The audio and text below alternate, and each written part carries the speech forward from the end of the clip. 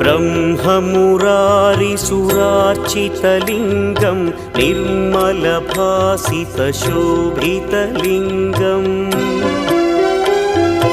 जन्मजदुःखविनाशकलिङ्गं तत्प्रणमामि सदा शिवलिङ्गम्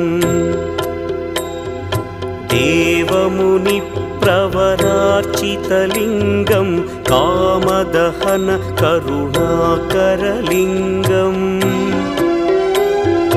रावणदर्पविनाशकलिङ्गं तत्प्रणमामि सदा शिवलिङ्गम्